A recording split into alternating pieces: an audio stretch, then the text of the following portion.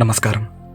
శివుని స్వరూపం మనం చూస్తున్న లింగ రూపం మాత్రమేనా, లేదా ఇంకా వేరే రూపాలు కూడా ఉన్నాయా? ఇదే ప్రశ్నని ఒకసారి మహర్షులు నందీశ్వరుడిని అడిగారు. అందుకు నందీశ్వరుడు ఇలా సమాధానం చెప్పారు. శివుడు ఒక రూపానికి మాత్రమే పరిమితమైన వాడు కాదు. ఈ విశ్వం మొత్తం ఆయన యొక్క అష్టమూర్తులపై ఆధారపడి ఉంది అని అన్నారు. అవి భూమి, నీరు, అగ్ని, గాలి, ఆకాశం, మనలో ఉన్న ప్రాణం, ఆకాశంలో వెలిగే సూర్యుడు, చంద్రుడు, ఇవన్నీ పరమేశ్వరుని రూపాలే.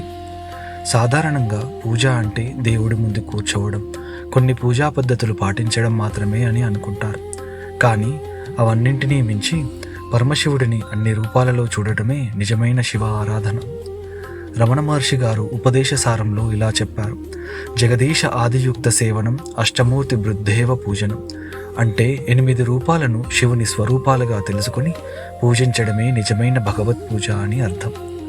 మీరు నేలపై నడిచేటప్పుడు ఓం శర్వాయ నమః, నీటిని చూసేటప్పుడు ఓం భవాయ నమః, అగ్నిని చూసినప్పుడు ఓం రుద్రాయ నమః, గాలిని అనుభూతి చెందినప్పుడు ఓం ఉగ్రాయ నమః, ఆకాశాన్ని చూసినప్పుడు ఓం భీమాయ నమః, చరాచర జీవులను చూసినప్పుడు ఓం పశుపతియే నమః అని స్మరించండి. అలాగే సూర్యుడిని చూసినప్పుడు ఓం ఈశానాయ నమః, చంద్రుడిని చూసినప్పుడు ఓం మహాదేవాయ నమః అని స్మరించండి. శివభక్తి అంటే కేవలం పూజ కాదు, ప్రకృతిని గౌరవించడం, జీవుల పట్ల కరుణ చూపడం, ధర్మంతో జీవించడం, ప్రతి జీవిలో ఉన్న చైతన్యాన్ని గుర్తించడం, ఇవన్నీ కూడా శివారాధనే.